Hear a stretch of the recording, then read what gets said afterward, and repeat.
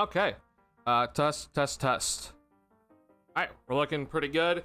Let me know if I'm in sync with my microphone, and my audio, or my camera. Just let me know if I'm off sync or anything. But it should be good, but it's unfortunately inconsistent. But all right, game 2, everybody, is in the books for the Bulls Summer League, and I have to say that this one went a lot better, like triple times better, honestly. This was just a much more better flow of a game for the guys. Only 11 turnovers in this game, so we cut our turnovers down by 2/3. So good job there. We saw the guys get into a much better rhythm. We saw a lot more ball movement in this one. And we got the main 2 draft picks get, more run, more opportunities, look more engaged into the game, which was great to see. And I'm overall, I'm pretty all right with this one. I will say I have my gripes about the coaching staff, which I won't be, going on rants in this game, but, or in this post game. But overall, I'm happier with how this one looked at the end of the day. Sounds a little off from your face. Got it. Thank you. Let me see if I could fix that right now.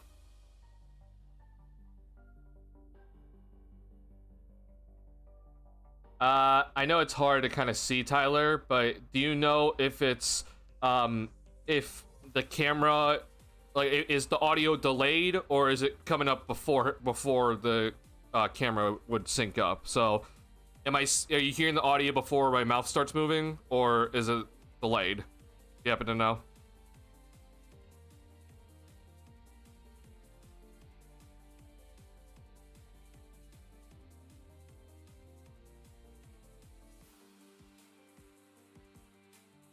Words before mouth? Got it. All right, thank you.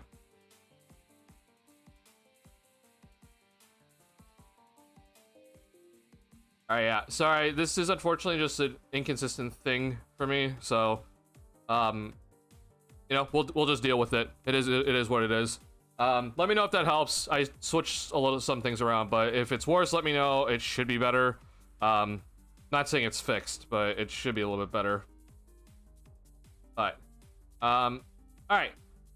So in this one though, I have to say that I'm pretty overall pleased with what Asenge did today. I know a lot of people were they thought that a lot of people were absolutely scared out of their minds after yesterday. I'm just like, okay, yeah, I'm being dead serious about yesterday, man.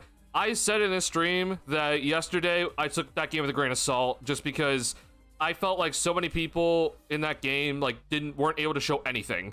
I saw a ton of people were just in a horrible position. The coaching staff did not help them at all. Guys were basically thrown to the wolves and just said, hey, tread water. And it's just come on. The coaching staff was absolutely the one thing I took away from yesterday. And I was so pissed off with how the coaching staff coached the game yesterday. I did not want to blame any of the players. I know that the players struggled, but I think yesterday was more so about the coaching staff than it was about the players. Today, I have to say, yeah, it's not amazing. It's not a historical performance out of a second or anything like that, but he was much more engaged from the start. We saw him get a couple offensive rebounds early on. We saw him get a putback, right?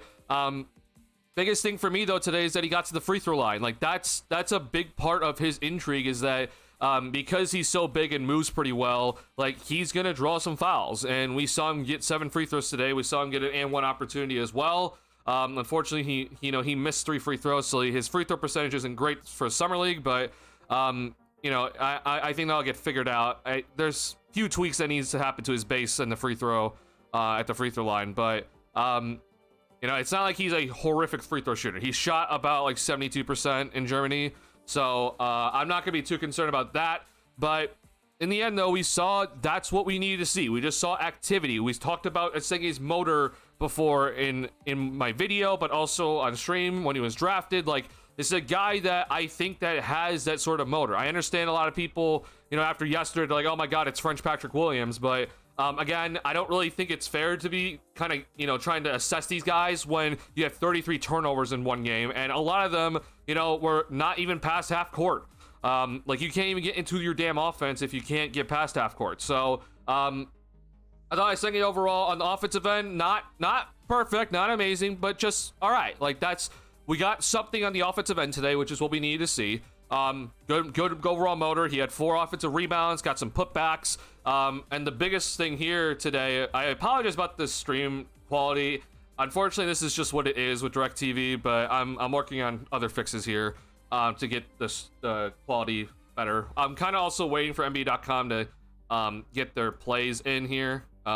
This always takes a second, unfortunately, but eventually this will come in. But like this right here is what I want to see. Asenge going coast to coast with the basketball, and he will just lay it up and in. And I know the pixels are horrible with that. DirecTV stream sucks, so I sincerely apologize. But that's what we want to see. We want to see that from Asenge, and we got to see that today. So I'm happy to see that from him. Unfortunately, the game was cut short for him because he got a knee to the quad. So honestly, I'm just happy that was it for him. I was a little bit concerned like he rolled his ankle or something, but he got very clearly took a knee to the quad, which then they brought him out, which is a smart thing to do. So wouldn't be shocked if he's playing next game on Monday, but also wouldn't be shocked if he's not playing. So I just kind of take it day by day with him. Don't risk anything. Just be smart. And so then take him out for the rest of the game, I think it was fine. So we got to see that. I thought Ulbrich had not exactly a great first half, but he kind of had a nice rebound in the second half. He's definitely interesting. I'll talk a little bit about Ulbrich and kind of what I'm looking at in his outlook a little bit more in this stream compared to last stream. Was a lot about Asenge and like the rest of the Bulls roster, like the current NBA roster. So we'll talk about Ulbrich a little bit, and then I want to talk about a few of the other guys. You know, we have 2 guys on Exhibit 10 deals, which is Wooga Poplar and Caleb Grill. These are 2 guys I think that Bulls fans should always be just looking at and see how they are playing. So talk a little bit about that. But before we get into it all, if you could hit the like button on the stream, helps me out a lot. Appreciate everyone being here for a Summer League post-game stream. I sincerely do appreciate it. I have to say, I'm glad that I am here. There was a chance that I wasn't going to be streaming today, but time worked out. I sincerely appreciate that even though the previous game finished early before the Bulls game started, like the previous game, like they still made sure that this game started at 7, so I was able to watch the entire game, thank God.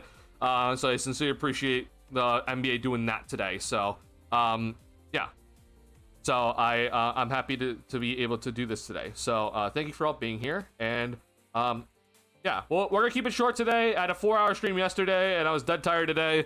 Oh, sorry, my God, I just hit my mic. So we're gonna keep it short today, but talk about a couple things. So what we liked, what we didn't like. Yeah, it is Summer League at the end of the day. I will not rant about the coaches. That's just me trying to remind myself, don't rant about the coaches today, like I did yesterday. So yeah. Salty, let's see. Not gonna lie, I'm not a fan of Noah. Why is that, Salty? I wanna hear why. It's pretty close now. It's very noticeable. Thank you. Really love this game today. Yeah. I think that today was pretty good from Asenge. Again, there's a lot of things that need to get worked out. Jump shot is all over the place. He had 2 air balls today, so you know that obviously needs to get worked out. But I'm not really looking at that necessarily for Summer League. I was more worried about that he wasn't going to show his activity, which like he's a guy that can do a lot of things, and you know, rebounding, just defending multiple positions, getting steals and blocks, and we saw a really good block today, right? But you know, we also then saw him as, even though he blocked a shot in transition today, we then also saw him picking up half court on a defensive end. Like that's what we want to see. Just kind of see those sort of moments from him. It's not going to be perfect, it's not going to be consistent, but we just need to see some of those moments. So if the Bulls do keep him out for the rest of Summer League just due to this little quad contusion, I wouldn't really like that, but I also can understand it. But I'm just glad that he got something from this game, right? That he can like kind of take and like move forward with, gets, you know, better film compared to that Raptors game where it's just like, I don't even know if film watching that Raptors game is even worth it. If you're a player like that was a travesty by the coaching staff. So yeah, this is just, I think, a nice kind of just showcase of his kind of his overall skill set here, and I'm happy to see that he got this sort of game in. So yeah, happy to watch another stream. Appreciate it, Tara. Appreciate you checking in. More focused on seeing what his impact would be, like defense, rebounding, and fast break points. What I was hoping to see, and I was impressed. Yeah, like this is kind of what we just are asking for. Like, the biggest thing for me was the rebounding today, because yesterday he had some missed rebounds. He accidentally tipped the ball back into his own basket. I thought that he also had chances to get offensive rebounds yesterday. He didn't take those opportunities. So to see him get those opportunities today and take advantage of it was great. That's what we need to see. Again, I do think this guy has a good motor. Like, I know a lot of people are scared he's going to turn into Patrick Williams again, but I think that this guy has a good motor. Like, with the film to me shows me that he's a guy that is willing to go in and fight for rebounds. Being willing to move around the court. We saw some good cuts today from him. Some led to free throws, right? But just also understanding spacing. Even though he doesn't make these 3-point shots, like, he understands spacing clearly, which is good. Like, that alone is very important. So we got to see just kind of an all-around showcase today, which was good. One turnover, which was him stepping out of bounds at the beginning of the game. So now, obviously not 7 turnovers, which is good to see. Also had a double-double in the first quarter, if I remember correctly. I believe it was 4 points and 6 rebounds in the first quarter. So not quite there, but still, either way, it was pretty good to see. First half, though, he almost had a double-double. Yeah. Will Buzelis play again, or is he done? So Buzelis is planning, at least what we're hearing, he's going to plan to play on Monday. After that, he'll probably be done on Monday. But he is planning, at least for now, he will be playing on Monday. So that is probably the last we're going to see him. But I'm glad we're going to see another game from him, because, again, that Raptors game, bro, I'm just telling people, like, take that game with a grain of salt. That's not a fair assessment for anybody. This is a much better game to assess these guys, and I want to see Buzelis be able to play a game where he doesn't have to bring the ball up the court, because he's like the only consistent ball handler on the squad. So I do think that we will see Buzelis on Monday. Again, we'll see who else is going to be available. If Asenge is held out that game, it's fine. But I do want to see Buzelis on Monday, and it seems like it's the plan. And I don't know who we're facing. Bulls play at 5 p.m. Central Time on Monday. Pacers. Okay, so watch us we're gonna get hit with a comeback in this one, because it's the Pacers. So yeah, 5 p.m. Central Time on Monday. Most likely there will not be a stream from me that day, unfortunately. That is probably more likely that I will not stream that day, but I'll let you guys know. But expect Buzelis to be in on Monday to play. Like Ulbrich today too. Yeah, I appreciate what Ulbrich did today. There's obviously, he's a rookie for a reason. There's a lot of things that he also has to work on, but I appreciate his overall game today. I'm happy to kind of see him kind of get engaged with the offense, because, again, like yesterday, he couldn't do that because the ball couldn't get past half court. So this time, he's able to kind of get into a rhythm, a little bit of a flow, be able to set some screens without having to worry about turning it over and being called for an offensive foul, which was great to see. And Ulbrich is definitely quite interesting to look at, because, like, his ball handling is actually, like, pretty all right for a guy his size. A guy playing the center position. Like, his ball handling is, like, all right. He very clearly is comfortable on the perimeter.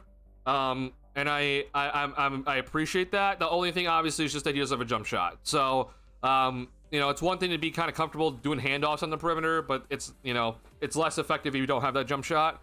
Again, there's time for him to kind of work on that. His footwork is okay. It's slow. So, like, I can kind of see his footwork, like, being kind of okay. It's just the fact that it's slow. So I kind of hope that he can kind of figure that part out a little bit as he continues to grow and kind of get used to the speed of everything. The biggest thing for me, though, is that footwork has to be solid, because he doesn't really have the biggest hops when it comes to standing vertical. We saw him, almost dunk on Reynaud today, where he got fouled. Like, if he's on the move, he has that ability to get up. But if he's going to be a guy, like, if he's kind of right below the basket, he doesn't really have a lot to he doesn't have a lot of lift, and he's not the tallest guy. So, like, having that footwork, I do think is going to be pretty important for him. But I'm hoping that that's something that in the G League is just going to, take repetitions, get the time, have the ball in his hands a little bit more in the G League compared to in Summer League, and you got guys like Javon Freeman Liberty jucking up shots and not passing the ball when he should. So I think this was just it's gonna take some time with him, but I'm all right with what I saw today. Definitely some work needs to be done defensively, but that's not really what I expected him to come in and do anything good with. So, you know, I can live with that overall.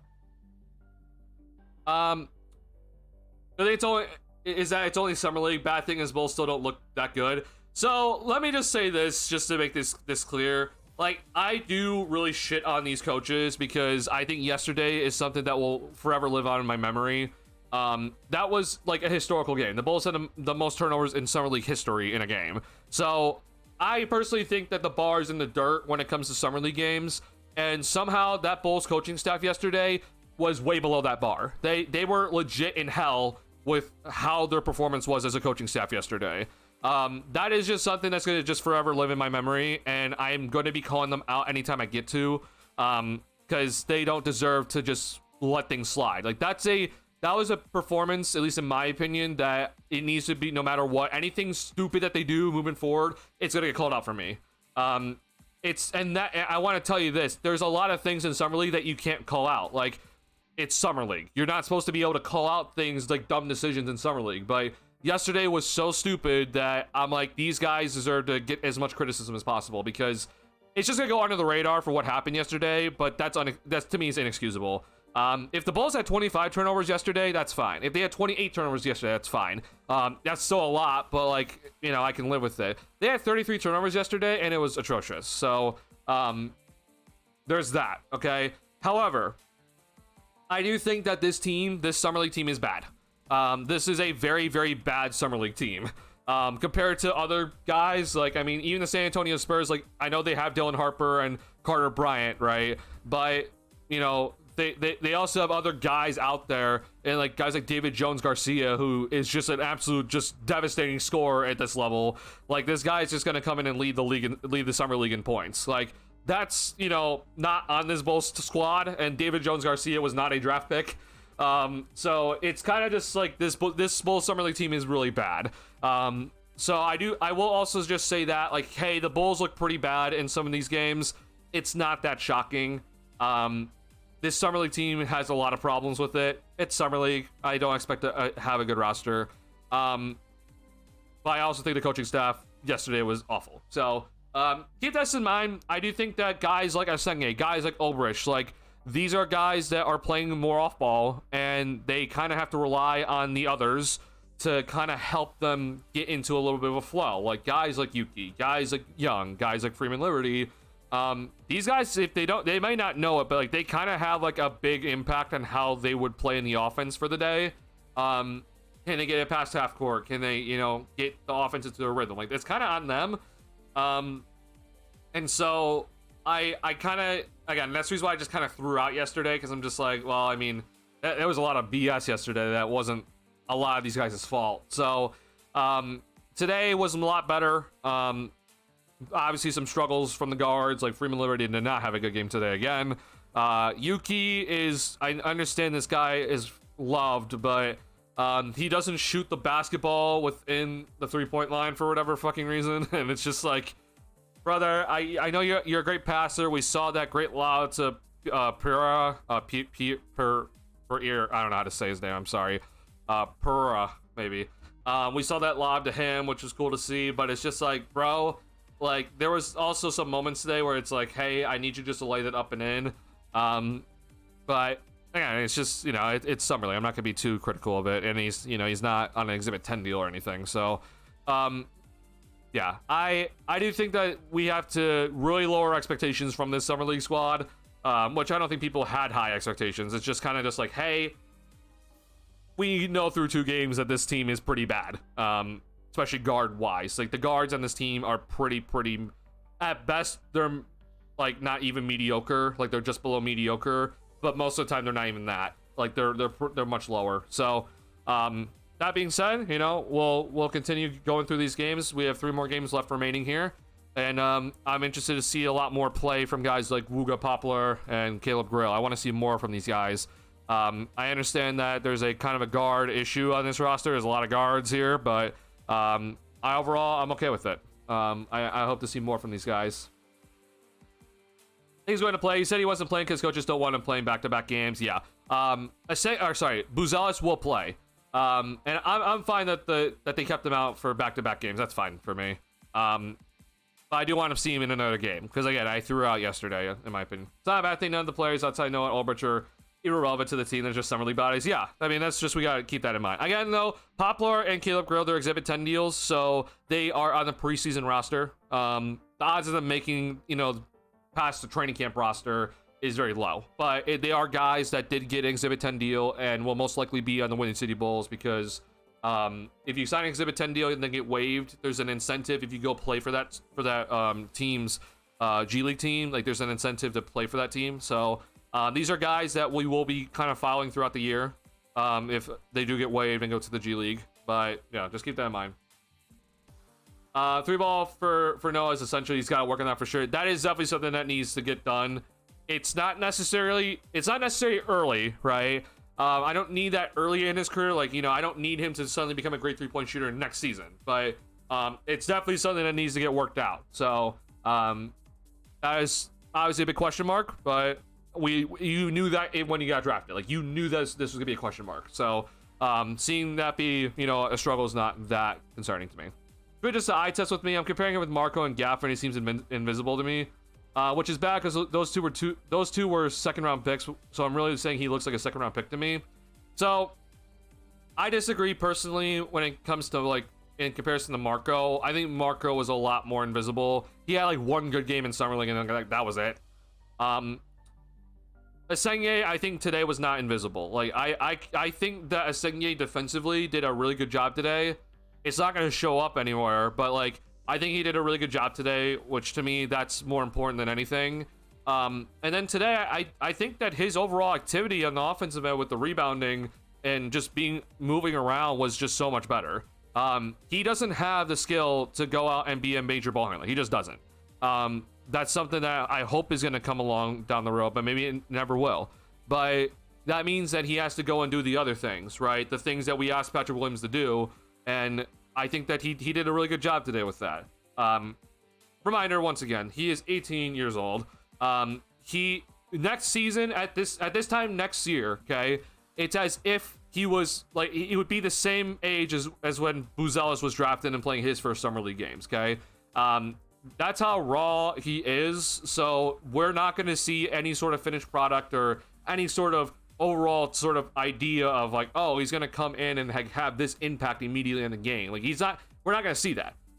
He is straight up a project. And that is what the plan was all along. So if you think he is a second round pick, in terms of what you're seeing from the eye test so far, I'm not shocked from that, but that's not why he was drafted first round, right? He was drafted first round because of his potential, because he has these physical gifts that are just not normal. This is a guy that his measurements and his draft combine tests were very, very good. They're near the top. So that's why he's drafted. That does not mean he's going to turn into something amazing. We'll see what he eventually becomes. But to think that, oh, you're not pleased because he looks like a second round pick in his first summer league, I think that's just not exactly the way you should be looking at things. But you have the right to your opinion, so I'm not going to be here to tell you anything different. Yeah, I mean, granted, if you're gonna go off of as like, hey, Marco and Gafford, they didn't really do anything in their summer league games.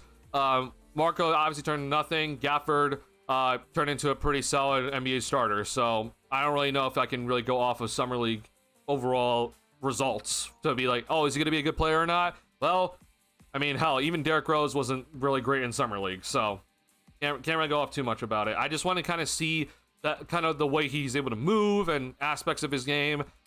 It's not gonna be consistent. It just won't be. But I just want to see some of his aspects of his game and how he's able to guard multiple positions, how he reacts to certain situations on offense. Like that's just kind of what I just wanted to see in the summer league, and I think he did good today. Let's also take the charge. Yeah. I overall with Ulbrich, like that charge was good to see. He's gonna have to do more of that because I don't think he's gonna be any sort of a rim protector.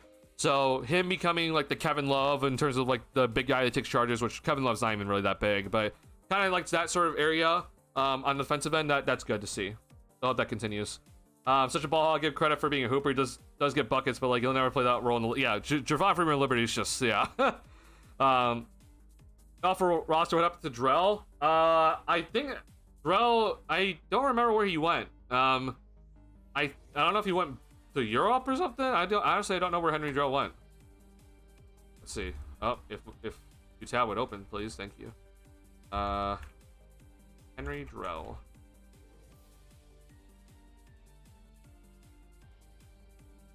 Oh, that's God.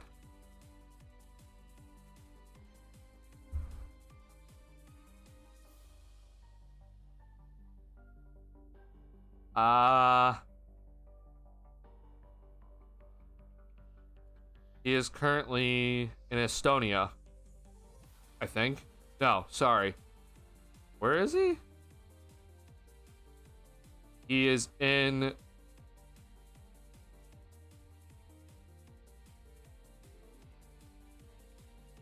He's in a league that's called the Basketball Champions League currently. And it's a Spanish-run league. So he's in this league. He currently is playing for this team right now. So that's where he went. Yeah, unfortunately, yeah, not a long career, unfortunately, but you know, it is what it is. Played for the Windy City Bulls for a little bit. Didn't really turn into much, unfortunately. Had some good games, and especially in the summer league, we saw him have some good games, but nothing to really look at, unfortunately. So yeah, happens. Hardly to make, it's hard to make this league and just even stay in the G League, man. Honestly, I just feel I just don't feel anything out of him. What even is his signature free throw rate? Is he really gonna get those calls in the NBA? So that question alone, I think, is the problem with what you're looking at, Salty. Like the fact that you're asking like what's his signature, I'm like, I don't think that needs to be defined in year 18. Like he's an 18-year-old, bro. He's like, I think a lot of players don't really have a signature defining thing in as an 18-year-old. Cooper Flagg's the exception. Like he's the number one overall pick for a reason, right? But I think if you kind of go around and like even for a lot of these like first round picks right now, like there's some questions about like what even is their signature, right? Like Carter Bryant very clearly is supposed to be like a great defensive guy, but like even with him, there's a lot of struggles right now on the offensive end.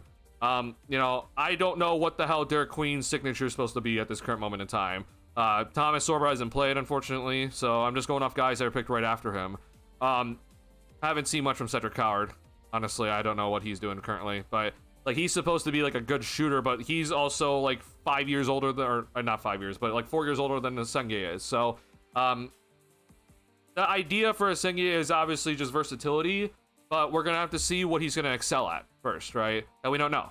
But I also don't expect him to be excelling at this moment in time. So, I personally we just look at things differently. If you really want like a signature like sort of aspect that Asenge is supposed to have right now, then I would even argue that Buzelis last season, like he came in and like I wasn't really sure what he was supposed to be excelling at, or what is Buzelis' signature thing besides athleticism. But even then, I had some questions about it. So like I personally just don't look at it that way. I think that as like if you're looking for signature like skill sets, like how the NBA 2K games would kind of label them as, it's like that's got to come later. Right now it's just kind of make sure that he's honing his overall game right now.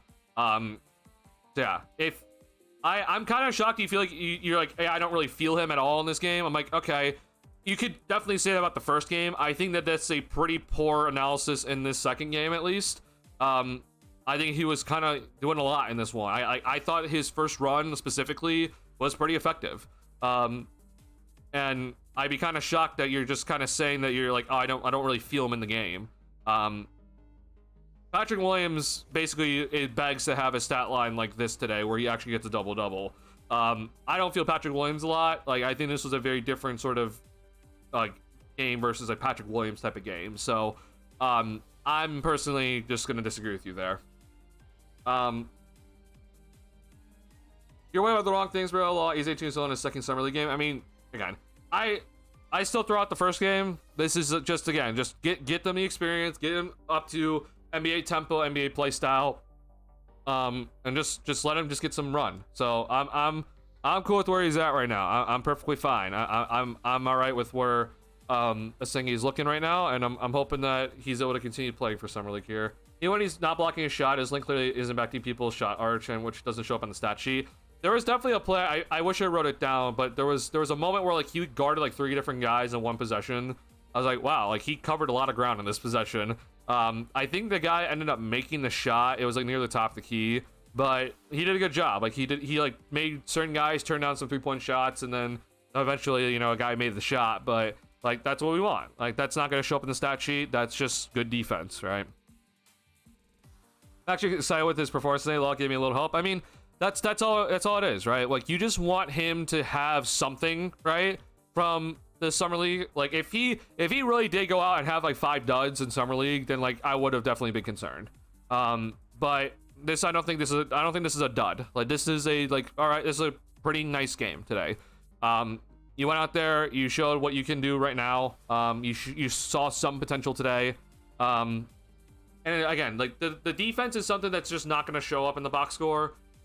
This guy guarded like a whole bunch of guys today. He guarded Devin Carter. Like we saw him guard Nick Clifford today, and we also then saw him like getting blocked. We saw him block a shot, but we also saw him coming over and you know, contesting shots at the rim in rotation. So like he did a lot today on the defensive end, and that's just kind of all we want to see. He's a guy that I feel like can kind of be one of those guys that can guard many positions. Hopefully. The biggest thing I will say from this Summer League that I think I'm taking away, and it's gonna be interesting to see as he gets bigger, like how it's gonna work out. But my biggest thing I think that you can kind of get a gauge of is just like, all right, what is his defensive instincts in Summer League, right? Like if he's gonna be on the perimeter, what is his defensive instincts? And today, and even parts of yesterday, I would say as well, like you saw that he can guard smaller guys. You saw that he can even guard bigger guys that are coming off like pin downs and like flare screens, right? That's kind of huge for me because in Germany for him, he was a guy that went out there and was kind of always like the help defender. Like I always call it the Giannis role, where you're playing the 4, but like you're really like the main shot blocker. Giannis could be like a really like good point of attack defender, like perimeter guy. But instead for him, he likes to just be like the main help rotator. That's what a Senge role was for his team. Like he was a lot of times kind of standing at guarding the guy in the corner, and then he's like the first help rotator off the weak side. So like we didn't really get to see a lot of him in Germany, kind of guarding on the perimeter, trying to fight through screens. The way that we run pick and roll in the NBA and in the USA compared to over in Europe is very different. So like over in Europe, it's just you just don't see teams, you know, running high screen and roll. And so to see him, you know, getting through screens in high screen and roll situations, and to see him like getting through screens on floppy action, or just seeing guys like Nick Clifford is a good shooter, to like trying to like move around and get open, and he's able to lock and trail. That's just good to see. So it's kind of just a good kind of gauge to be like, okay, like, can you guard a guy on the perimeter effectively? And we're seeing enough, I think, here where it's just like, okay, you can at least kind of hold your own. Well, we don't know officially in terms of like how well he will actually be a good defender on the perimeter until we actually see some NBA run. But I think have a better kind of understanding now. It's like, yeah, you can probably put him on a guy on the perimeter and he can probably be all right. Ideally, then he would be able to bulk up a little bit, and then if you wanted to switch the pick and roll, he's a guy that can also potentially guard a bigger guy. That set the screen. Like that is kind of the overall idea from him in terms of like long-term potential, but we're not there yet, right? So I'm pretty pleased with this defensive end. Offense, there's a lot to be desired for sure, but if he can just focus on getting the offensive rebounds, getting to the free throw line for the rest of the Summer League, and I want to see him more in the pick and roll action as the screener and rolling hard to the basket more. Not necessarily for him to always get the look or like get the shot, but just to kind of just show like his kind of gravity when it comes to him being a roll man. I think that would be good. Kind of also helps him stay engaged into the offensive end as like, hey, you know, I may not be getting the ball, but I'm setting a screen, I'm moving around. And I think he's a guy that understands spacing pretty well. So just having him just kind of set the screen and then read and react off of that, I think is a good kind of just test for him, just to get the run of like, how do I read a pick and roll as the screener man in today's NBA type of game. So there's going to be some adjustments again. You're playing in Germany, very different style over there. So it's good for him to get this sort of run in the Summer League, because I think it's going to set him up well for the G League. But yeah, I'm hoping that he's able to play for the rest of the Summer League, which we'll see. He had ice on that quad at the end of the game, which the good news is that he was walking around. He was up and, walking around in his own power. But it very clearly, it was either just a knee-to-knee type of contact for him, but as Stephanie Reddy said on the broadcast, it was a quad contusion. So not shocking if you try to get through a screen, you get kneed in the quad, that he kind of reacted that way. So I'm just glad it wasn't like an ankle roll or like he twisted his knee. Like that definitely would have been concerning for me, but he didn't do that. So I'm happy that's not the case. Things can happen even on a knee-to-knee type situation. I hope nothing is too serious though. But I'm glad it's that instead of him like rolling his ankle. Here's the next thing for us though. So I don't know if I'll be able to stream Monday here, because I don't know I'll be able to watch the game. But I do wonder if Buzelis and him are both playing on Monday, because it seems like Buzelis will be playing. Like, how are these guys going to interact? It did kind of feel like a little bit that they were kind of in each other's space in the Raptors game, just a tiny bit. But again, I do kind of want to throw that game out, just because it was just chaos in that game. So I want to see how these guys kind of are playing off each other a little bit more in that Pacers game, just to kind of see how they kind of space the floor together. And I always did say that Buzelis is probably going to be more on ball as a player. And we obviously saw that in the first game. But how can we make sure that they're like not taking up the same space? How can we make sure that if Buzelis is also off ball, that Esenge is still able to move off ball and still be effective? How are we going to make sure that we see that the spacing is still proper, even if, let's say, Buzelis is the guy with the ball in his hands? Like, does Esenge still understand how to space the floor properly if it's not a guard trying to dribble penetrate? Those are just kind of things those just kind of look at. Just kind of like the IQ of the guys, just to kind of look at on the offensive end. And even let's say if it's not successful, right? It's just that you're just getting just the knowledge to know, like, hey, this is something we just got to work on. If he's not necessarily getting the spacing correct, if like let's say Buzelis is driving and he doesn't really know where to go, like that's just something just to keep in mind for the future. That's just like, all right, well, let's work on this. So let's just take this film. Let's see where you can instead try to move around. Maybe position yourself better for an offensive rebound, or position yourself better for a pass. Like, that's just kind of what the Summer League is all about. It's not always just about results, because if it was truly about results, then I think that Miami Heat fans, which I know some of them were already kind of, in this sort of mode, but like Yaku Jonas in his first 3 games of Summer League, bro, like it was dreadful. It was a horrific performance from him.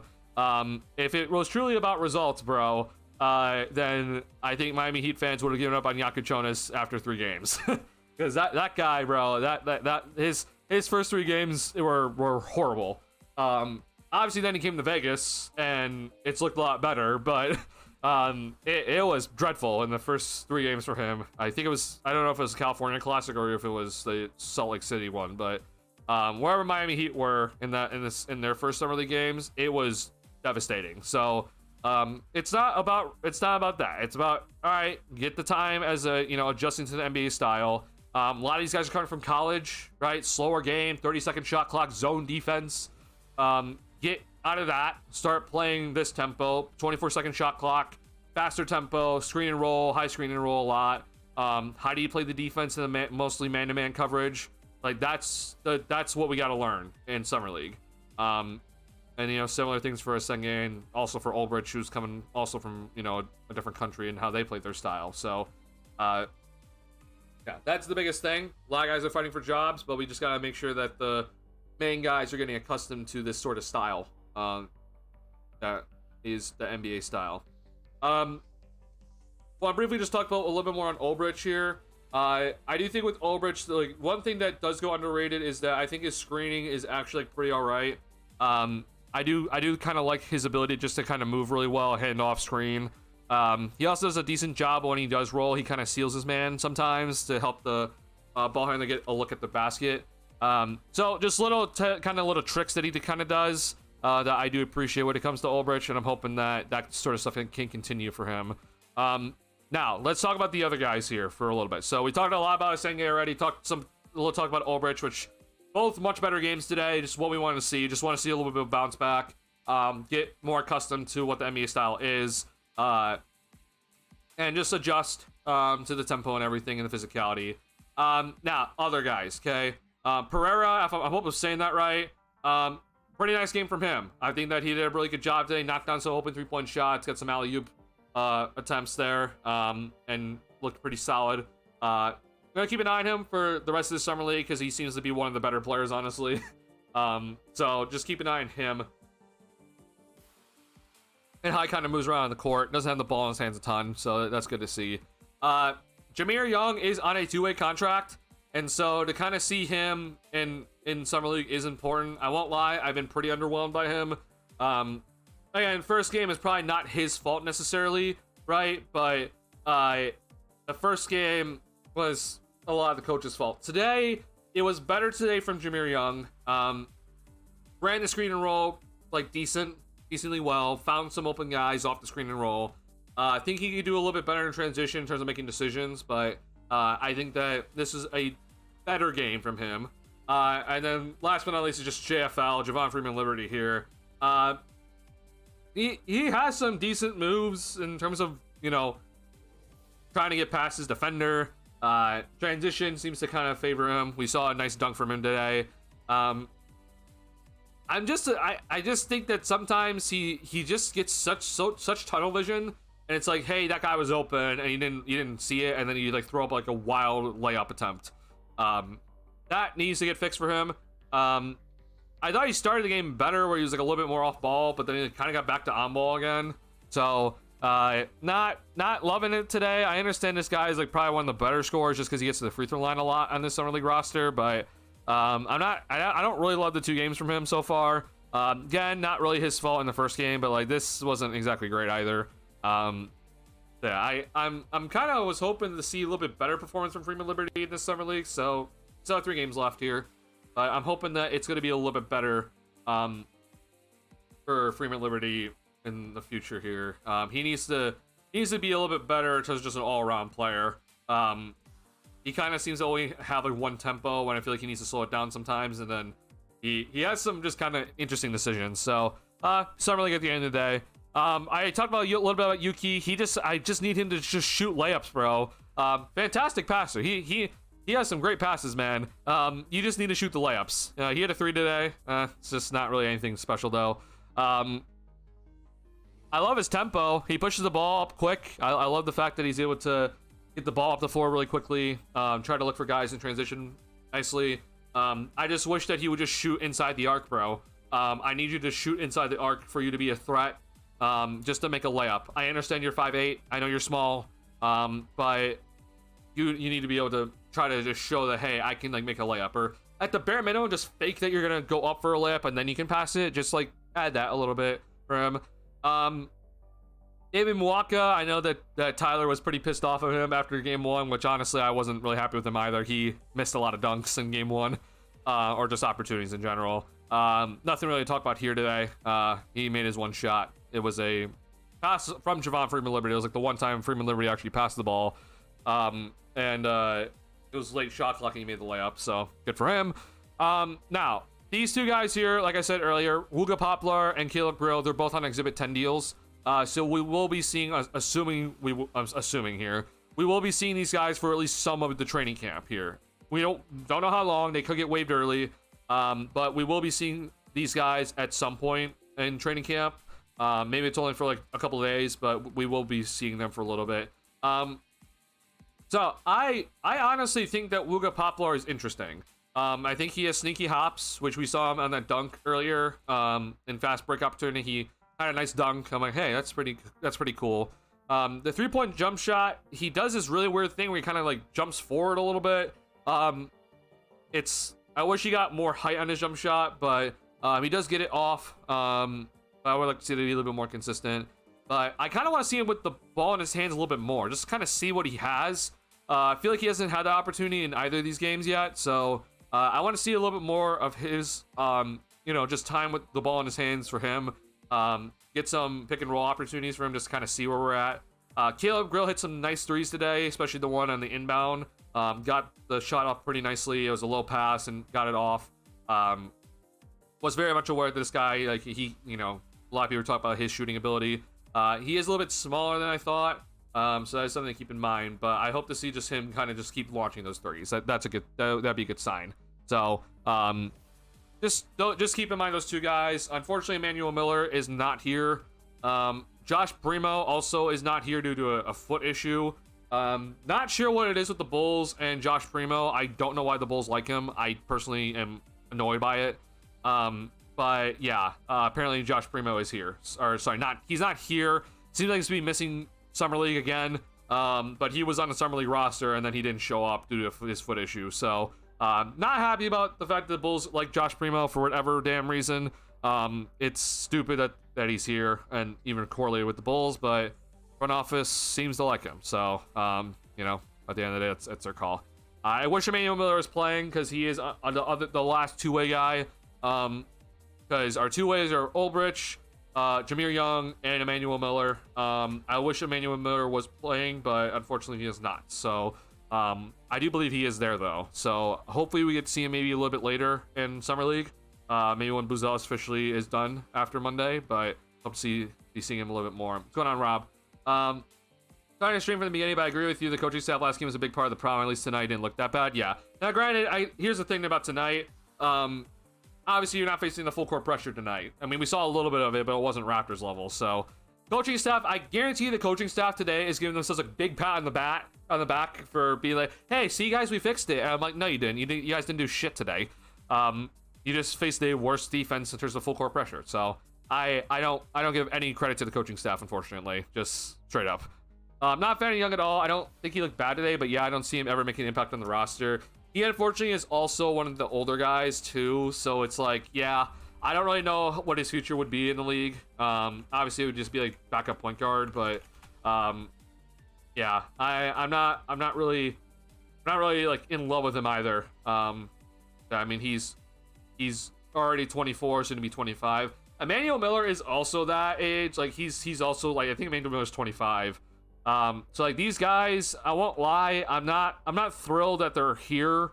Emmanuel Miller is definitely more interesting. He kind of had like a little bit later start to his career. But like I don't love the fact that we are having guys that are 24 and 25 as our two-way contracts. Like we have seen guys be on two-way contracts and end up being something good, right? Ludort, Alex Caruso, examples, right? So I would like it if the Bulls could not, have guys that are 24 and 25 as their two-way contract guys, personally. If it was actually up to me, I think I'd actually just kind of want to just put Poplar on like a two-way contract here, but I don't know, man. It the way that the Bulls handle their two-way contracts is really stupid, at least in my opinion. Yeah, so I really don't understand, honestly, some of the thought processes from the front office. But here's Wooga Poplar's his college stats here. 15 points per game in his senior season. He's 22 at this current moment in time. He's probably soon to be 23, but I'm not entirely sure. I mean, like 7 rebounds, right? So I guess he's actually not a guy that really handles the ball that often. So that's good to know. Yeah, definitely more of a wing, it looks like, for him. But he did play guard. So yeah, that's good. That's just good info for us. Steal and a half per game. So, look for him to I just think overall just more scoring opportunities then, on the offensive end. I hope to see that from him, moving forward. But if it was up to me, I would just kind of just rather have him on the two-way contract, or be smart if you're the Bulls and maybe decide your next two-way contract off of the summer league results. Maybe, like, I don't know, just a thought. If I just don't know who he is by now, he hasn't changed at all. I mean, yeah, he definitely hasn't changed. I think unfortunately he's stuck who he is. He's a guy who looks to score, tries to be a spark plug. Isn't a good defender. Has too much tunnel vision. Gets to the free throw line a decent amount though, and is a streaky 3-point shooter. So yeah, a lot to work on for him, unfortunately. But he's now all of a sudden on the older side when it comes to younger players. So Robin CHGO stream earlier. Well, please no P will talk today. Yeah, don't worry. We're done with the Patrick Williams talk.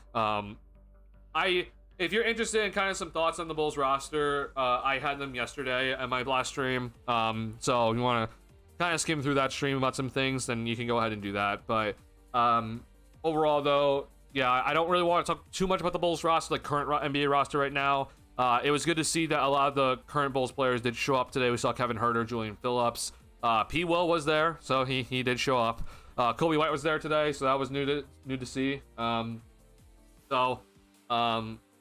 AK did also speak. I guess we will have to talk a little bit about the Bulls' current roster because we did hear from AK on the broadcast. If you missed it, I don't think it was anything special.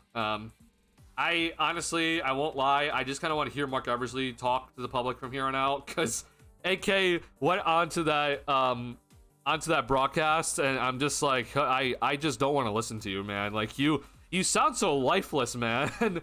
This is coming from a guy that, like, me personally, that, you know, I'm an introvert. I sometimes I have like a very, very dry tone. I don't always have that on stream because I'm on stream, but it's just like, this is coming from me who, like, a lot of people sometimes can't get a read on me, and like they don't know what I kind of look, or what sort of emotion I'm trying to express.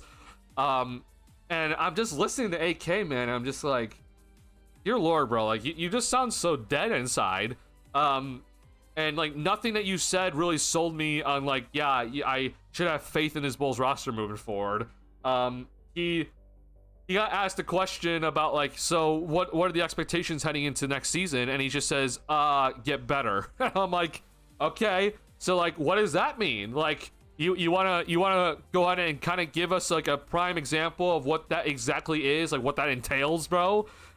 He just says get better, and then he goes on to talk about how we were projected to only win 21 games, which I'm just like, what? Like, where did that come from? And then he's like, we won 39. I'm like, where did you hear 21 games? Like, I don't think there was anyone that said 21 games. I definitely saw like 26 games, but I didn't see 21 games. So yeah, like it's just so lifeless, man. And I'm like, okay, sure. And then of course we had to go ahead and bring up the last 20 game run where we were 15-5 in the last 20 games, and great stuff, AK. As usual, we always have to we have to hear about our little run that we had. So great job. The one big thing that I was really intrigued by was that NBA TV did ask him about Kobe White and Josh Giddey, and AK did call him a dynamic duo, which is just like, okay. Don't know if I'd give him that term necessarily, but sure. But then he did go on and say that he wants to bring both of them back, and he wants to have them in Chicago for a long time. Now, granted, AK has been notoriously famous for saying something to the public and then going and doing the complete opposite in his actions. So don't know how much I take that from AK as just like, yeah, we want to bring both of them back because they're, Giddey's is currently restricted for agency, but then Kobe's up for a new contract. He didn't talk about how the Giddey situation is just business, which it is just business. He's right about that. But it is interesting to hear though that like he said that he wants Kobe and Giddey here for a long time in Chicago. So I don't know what exactly that entails.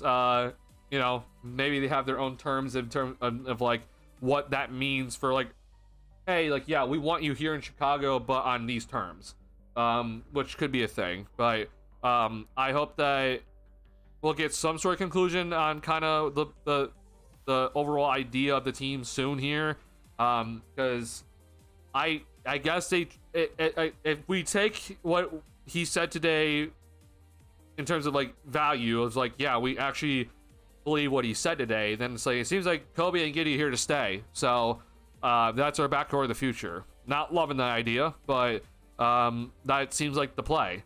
But we don't know, because we've seen, times where he goes and does the opposite thing. So, but if we are just going to take his word, then that means that expect Kobe White and Josh Giddey to be the backcourt of the future, which is definitely something. That's all I'll say. Don't really know where that leads us. So, just an overall overview of what AK did say today. Just seemed pretty lifeless. He did also bring up, I think he said he did bring up continuity at one point. I don't remember what exactly he said about it though, but I think he did say continuity at one point, and I was just like, oh boy, the word. But yeah, nothing different from his like post-season press conference. Like, it was nothing different. Here's just the one thing I just want to keep in mind when it comes to this front office. I don't know how much they're on the same page with each other. They act as if they are, but AK, after the season ended, said that we took a step forward this season. Mark Eversley, after the first round of the draft, he said we took a step back this season. So, this is just kind of, I'm just pointing it out just because it's just like, I don't really know who to take at face value. I don't really believe either of them. But if I had to listen to somebody about anything, I just kind of would want to listen to Mark Eversley instead. But he is a general manager, so he's not the head guy in terms of making decisions. But yeah, quite interesting at the end of the day. He is very boring. Obersh had and one as well. The one pass from Yuki behind the back, and I thought another, but I can't remember. His screens are solid. A lot of regards. Missed him early in the game down low too. I do think Obersh is missed a little bit in terms of like his role action. He's also, I see that the Bulls are just not posting up guys, which that's fine. I'm fine if they don't do that. But if they do get a mismatch, I would like to see if Obersh can like take that opportunity to, take advantage of a smaller guy down low. So yeah, I hope to see a little bit more of that. But I do like what I saw from Obersh overall today. So continue building on this, and we'll see him for game 3 and see how he plays in that one. And you can definitely tell with Obersh, he's also adjusting just to kind of the NBA kind of tempo, style, physicality. How big men kind of move throughout the game, which is fine. Like this is what Summer League's about. Like, you're supposed to take this time to be have the adjustment period. But yeah, I do think that it's gonna, he has to kind of do some things here and there to kind of work on his game. So I'm looking forward to seeing his development this year in the G League. And I liked what I saw today. Just kind of just keep learning from it. The other thing too that I would like to see, the unfortunate part is that we just don't have any big men on this roster. Mwaka is the other center, and we very clearly have already talked about him, is that he's not very good. Like, I do kind of wish I would be able to see Obersh as like the 4 a little bit. Like, let's say, game 4 Summer League and Buzelis is done. I would kind of like to see if Obersh can like play the 4 a little. Just because of his lack of height is a little bit like, yeah, he'd be a much smaller center.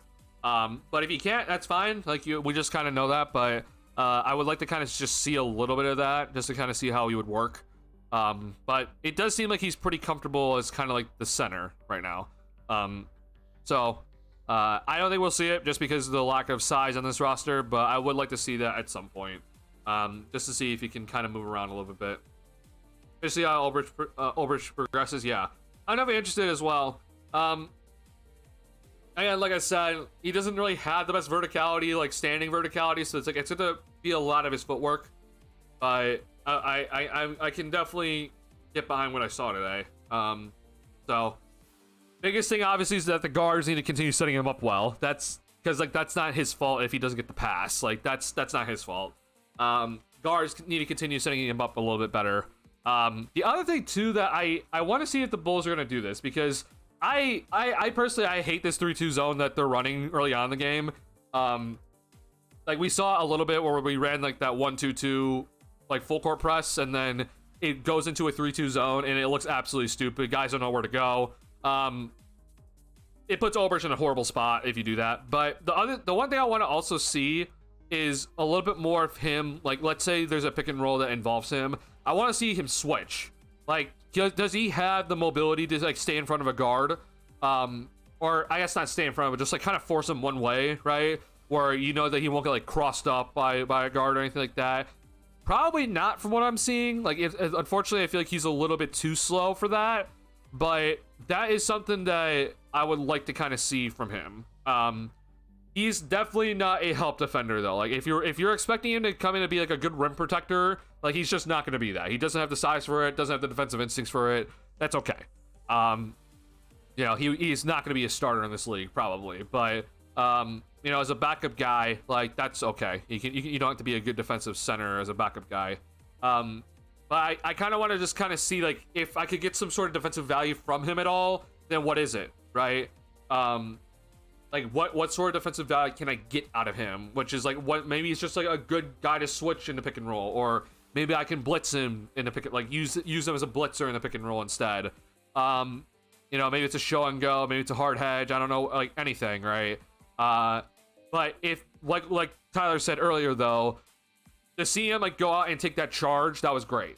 Like that's what we need to see from Ulbrich, is like if you can go out there and take those charges and that's like your defensive value, like that's good. That's bringing something to the table defensively, so that you're not just a complete negative on the defensive side of the floor. That's what I want to see. So more charges in Summer League would be great. I know you're putting the body on the line, but more charges would be great. Just kind of better overall defensive instincts would be great.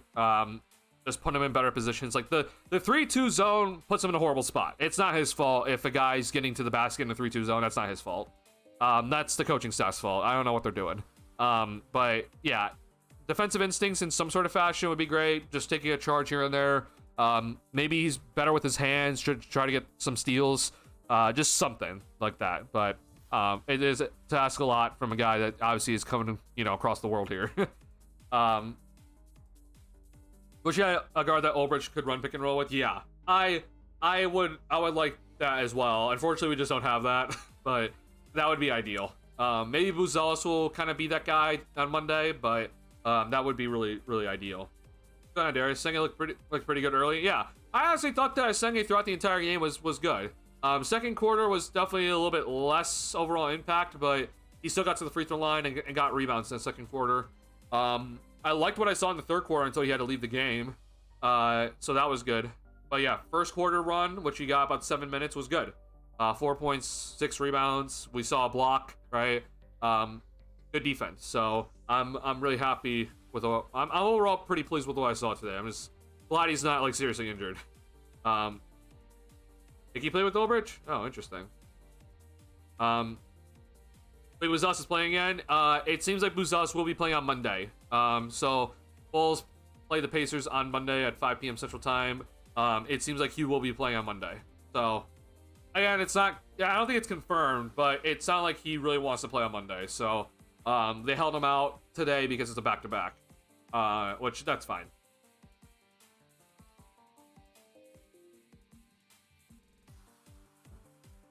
Yeah. I'm hoping to see a Senge also on Monday. We will see. Again, it seems like a quad contusion, so hope he'd be all right. But if you err on the side of caution in Summer League, I don't blame you. I think you should always err on the side of caution in Summer League. Just be smart. If they're kind of going through anything, just keep them out. I hope to see both Senge and Buzelis on Monday. That'd be good. I'm hoping to see that. He was the only guy not turning the ball over last game. Barely played, but brought the ball up a couple times. Wait, Hickey?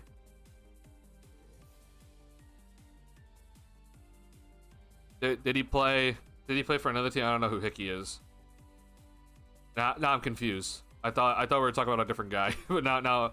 Oh, we're talking about William Hickey. Oh, got it. So he was off the bench. I see. Got it. Yeah, I see. Yeah, I was near the end of the game though, so I don't know how much I really value that.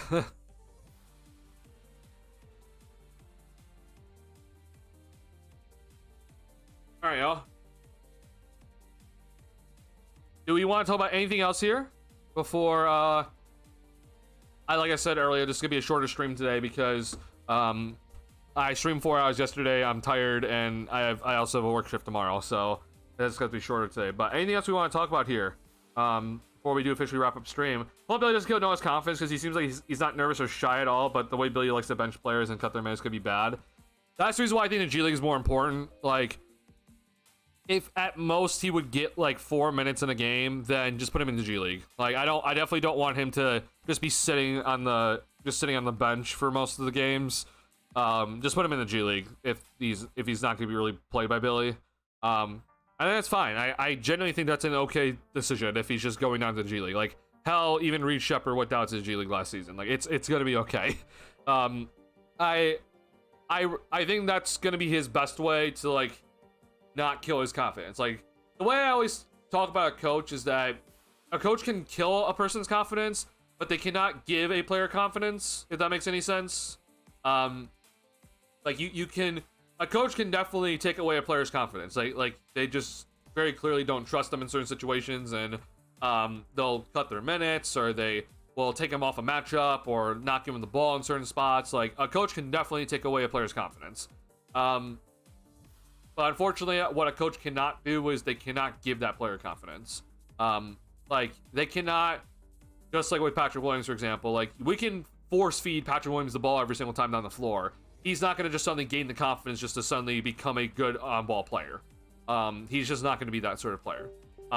It's hard for a player to gain confidence from a coach. There's nothing that like a coach can help like push confidence into a guy. What a coach can do is help them understand the game better, and maybe that will help them be more confident in their game. But that to me is still just a mental part of their game that I don't think a coach is going to fully have control over. That's part of this, just them taking the time to like just take the time to learn things and watch film, etc.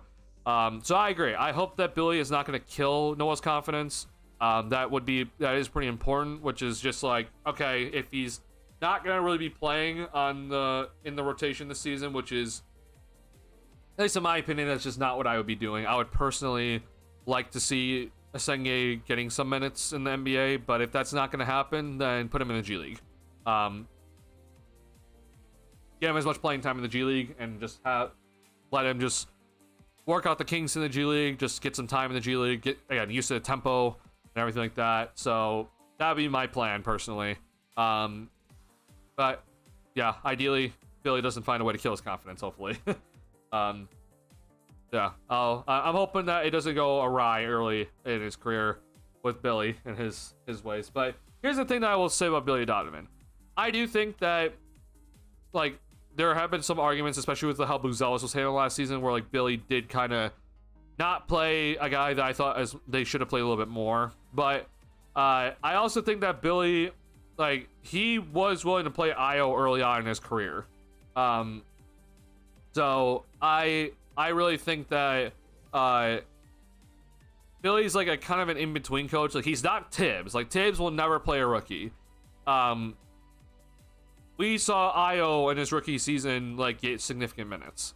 So I think that Billy is willing to play guys, but he does kind of have a bit of an iron fist of terms of like, hey, you better earn your minutes. And it's like that's not fully him. It just shows like kind of where the organization's at, and I just feel like they're prioritizing the wrong things at the end of the day. Which sucks, but you know. He changed his free throw routine. If you notice, Matos changed his. He no longer puts the ball in his left hand, which I never understood. Keep the ball in your right as much as possible.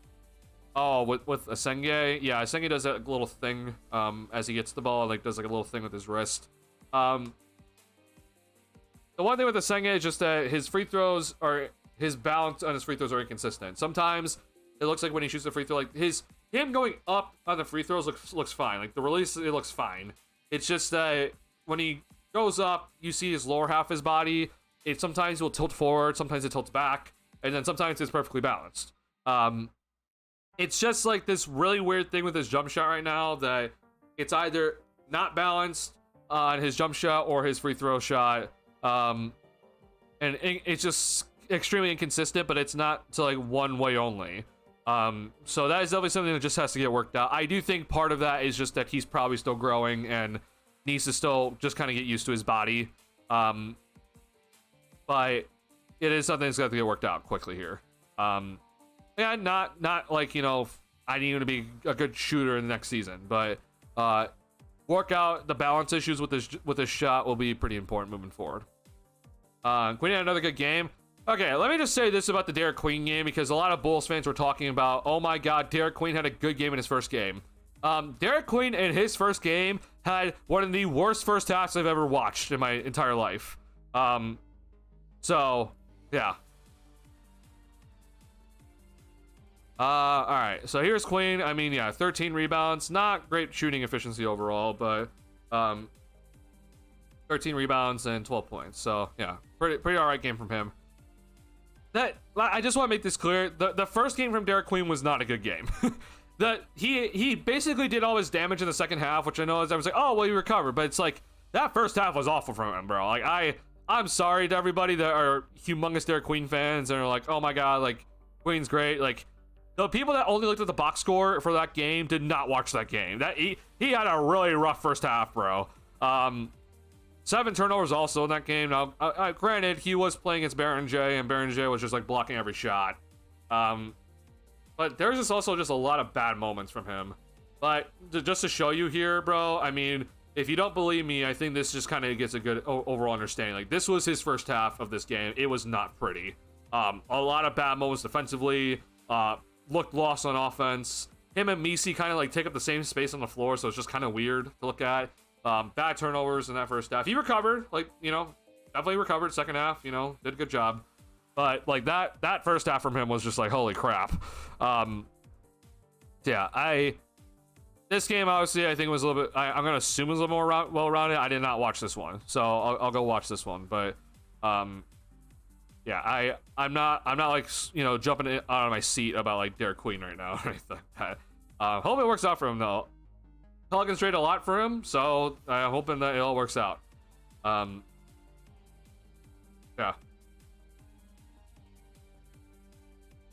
Probably extended of your hand, Noah, picking the game up late. It's gonna take time to get reps shooting everywhere on the court. Yeah, it's fine. I understand he picked up the game late.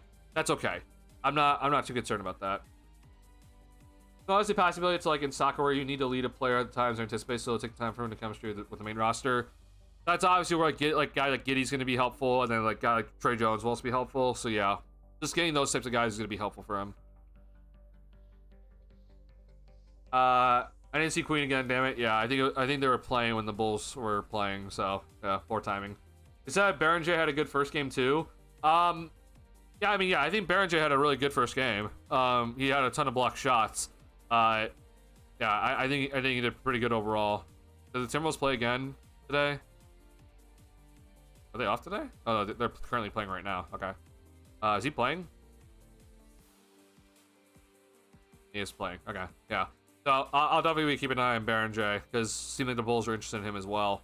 But yeah, I'll definitely keep an eye on him. He definitely kind of was taking advantage of Queen early on in his first game, though. A lot of block shots, which was really cool to see. I know they changed it where he's don't count against your field goal attempts in the summer league. Oh yeah, that was a change. Yeah. I think that's overall good for summer league, but like that doesn't need it. That we don't need that in the actual NBA. Like just keep it as is in the NBA. Take away heaves in summer league is a good decision. I'm fine with that.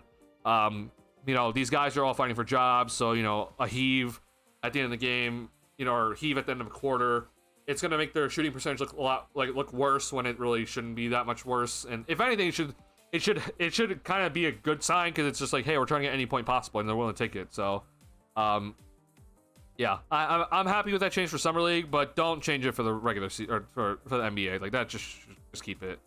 Heisen, Sorber, and Fleming, I want to see how they look. So Sorber's still out, right? I don't think he's playing. And I don't know if he will be playing in summer league this year because of his injury. So yeah, I'm not entirely sure if we will be seeing Sorber. This is DNP-CD, but like he hasn't played. So maybe I'm wrong about that, but I don't think he will be playing in summer league this year. But yeah, I'll be definitely interested in him. Wanted to make a rule in the main league too. Yeah, I just don't think we should make it a main rule in the main league. Like I think that's a rule that should just be summer league only. But, you know, I mean, we'll change things. I think they made that rule in the main league. It should increase opportunities for more exciting moments, in my opinion. Yeah, honestly, maybe. I guess for me, it would be like, instead of it being a, hey, we just don't count the field goal attempt unless it goes in, then you need to make it like a completely different category. Like, it would have to like be in the box score as just like they shot a heave and they were 0 for 1. Like, because I really hate it that we're just gonna be like, oh yeah, like we just don't count that attempt anymore or something like that. Like, I want that still tracked. I do think that tracking that shot is still important. So, like, even if you do miss it, I do think that it is still an important shot to track. It's an 82-game season. Like, it's not the end of the world if you know, lowers your three-point percentage a little bit. But if you're going to take it away from being a three-point attempt, then it better be, like, listed as, like, a heave in the box score. Because I don't think that we should just kind of allow that all of a sudden just to go away. And just be like, yeah, if you make it, it all of a sudden becomes a made field goal attempt. But if you miss it, then it never existed. And I'm just like, I don't know about that. I think we should still count it in some sort of fashion. He's not still got it. Watching Freeman Liberty depresses me. Yeah, he's definitely not exactly great overall as a player right now. Don't know if he'll ever get any better. Hope he does, but yeah, I'm not exactly thrilled about Freeman Liberty's time in Summer League so far either. It sucks to say that, man, because he's a DePaul guy. I went to DePaul, so like I really want to root for him. I'm rooting for him, and like, I want to be his, like, you know, main supporter. But he really has tunnel vision, man. It's kind of annoying just to kind of watch him when like a guy's open in the corner for a 3-point shot, and like he'll like put up a layup that doesn't make any sense. Yeah, not happy about it, but it is what it is. It's why they're in Summer League at the end of the day. All right, do we think that's it though for this stream? Like I said though, this is unfortunately a shorter stream because I have a work shift tomorrow and I was up late yesterday, so I need to sleep today. This is gonna be it here, so I want to say thank you guys for tuning into the post game for Summer League. We're on a roll here, honestly, with this channel. So thank you guys so much here. A lot of people are tuning in for post game Summer League, which is crazy to me. So was not expecting this at all, but thank you guys so much for all tuning into Summer League. And our Summer League post-game streams. For next game for the Bulls is Monday. Unfortunately, I don't think I'm going to be able to watch this game entirely, therefore I will not be doing a post-game stream most likely. Again, things can change in my schedule, so we will see. But I do expect Buzelis to be playing in this one, so if you are going to be watching this game, watch it. Like, or if you aren't planning on it, I think you should watch it because Buzelis should be playing in this one. So yeah, definitely take the time to watch it if you can at some point. I don't think don't expect a stream though, so don't plan on it because I have a thing in the evening time, so don't expect a stream here. But I'll let you guys know if there will be one. But if you haven't already hit the like button on the stream, please do, helps me out a lot. I sincerely appreciate all the support on the channel recently. It means a lot from all you guys, so thank you. If you have not seen any of my videos, go check them out right now. Have some videos up posted. Trey Jones signing video, Lonzo Ball for Isaac Core trade video. If you have not watched that already, and then obviously the Noah Sengi video was the last video I made. So go check those out if you have not seen that. If you are not part of the Discord link's in the description box below. Please go ahead and join the Discord. And I will be shouting this out no matter what every stream. So I do apologize for everybody that's to hear this, but. Once like the Summer League kind of ends here, then like we are kind of like officially into the off season. So I will be planning on doing some fun gaming stuff on that channel, that Twitch channel. So want to see some gaming action from me? Let me know. All right. Only thought process is must shoot. Yeah, it is. Seems like a shorter Antonio Blakeney. Blakeney is a little bit of a different game, but definitely similar mindset for sure. Yeah. Thank you, Boo Boo Baba. Thank you for tuning in late here. Thank you, Tyler. Hope Vegas is going well for you, Tyler. Thank you so much for tuning into the streams, though, and chatting. I sincerely appreciate it all. Yeah. Game 2 in the books, and Game 3 is on Monday. So, again, I probably won't be streaming on Monday, but we will be playing then again on Wednesday. And so, if you don't see me Monday, you'll see me on Wednesday, no matter what. So, yeah. I'll be seeing you guys most likely on Wednesday. But thank you guys so much. Hope you guys all have a good night. Yeah, stay safe from all weather right now, because it's crazy weather right now in Illinois. But yeah, stay safe. If you're in Summer League, I'm jealous, but enjoy your trip out there. Enjoy all the basketball. But I'll see y'all next time. All right, peace out, y'all. Thank you. Thank you for a great stream.